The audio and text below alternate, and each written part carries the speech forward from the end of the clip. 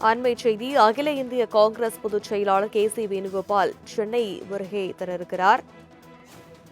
விவரங்களை செய்தியாளர் ராஜேஷ் விவரிக்க கேட்கலாம். வணக்கம் ராஜேஷ். கே.சி. வேணுகோபால் சென்னை வருகை தந்திருக்கிறார். என்ன விஷயம் குறித்து அவர் வருகை புரிந்திருக்க விரும்பின?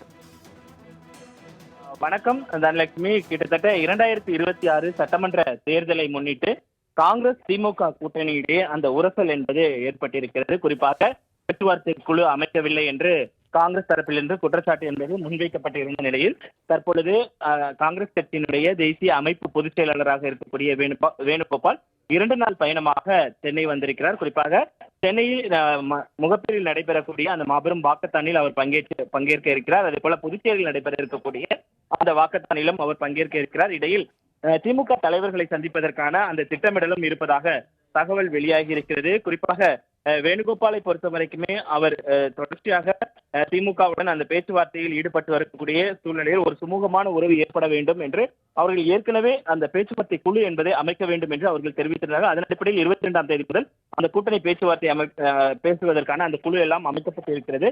இருந்த போதிலும் காங்கிரஸ் கட்சியினுடைய 2ஆம் கட்ட தலைவர்களாக இருக்கக்கூடிய மாணிக்கம் தாகூர் போன்றவர்கள் எல்லாம் மதுரையில் கூட்டம் நடத்தி அதற்கு எதிராக தீர்மானம் எல்லாம் போட்டிருக்கிறார்கள். குறிப்பாக ஆட்சியில் பங்கு என்பது மிகவும் முக்கியமான ஒன்று என்று அவர்கள் தெரிவித்திருக்கக்கூடிய சூழ்நிலையில் ஆட்சியில் பங்கு, அதிகாரத்தில் பங்கு என்பது தமிழகத்தில் ஒத்து வராது என்று ஏற்கனவே முதலமைச்சர் திட்டவட்டமாக தெரிவித்திருந்தார். இந்த நிலையில்தான் வேணுகோபாலுடைய வருகை என்பது முக்கியத்துவமாக பார்க்கப்படுகிறது. அதே நேரத்தில் நேற்றைய தினத்தில் சென்னை விமான நிலையத்தில் பேசிய செல்வ பெருந்தகை ஒரு கருத்தை பேசியிருந்தார். கூட்டணி குறித்து பொதுவெளியில் பேசக்கூடாது, அப்படி பொதுவெளியில் பேசுபவர்கள் மீது கடுமையான நடவடிக்கை எடுக்கப்படும் என்று எச்சரிக்கை விடுத்திருந்தார். அதே போல அவர் நேற்று தினத்தில் பெங்களூர் சென்று தேசிய தலைவராக இருக்கக்கூடிய கார்கேவை சந்தித்து பேசியதாகவும் தகவல் வெளியாகி இருந்தது.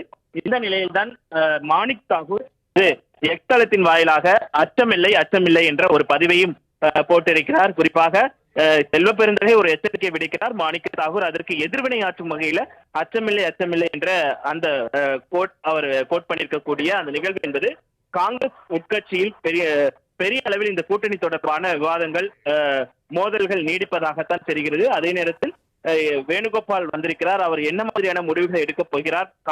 திமுகவுடன் பேசுவாரா? திமுக காங்கிரஸ் கூட்டணி தொடருமா என்பதையெல்லாம் நாம் பொறுத்திருந்து பார்க்க வேண்டிய தேவை இருக்கிறது. தனலட்சுமி, விவரங்களுக்கு நன்றி ராஜேஷ்.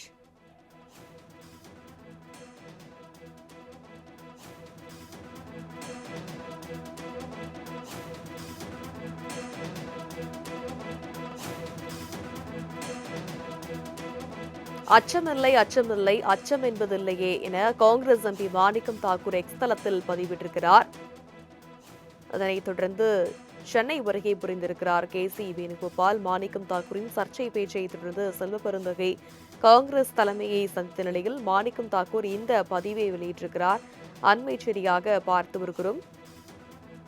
சென்னை விமான நிலையத்திற்கு கே.சி. வேணுகோபால் வருகை புரிந்திருக்கிறார்.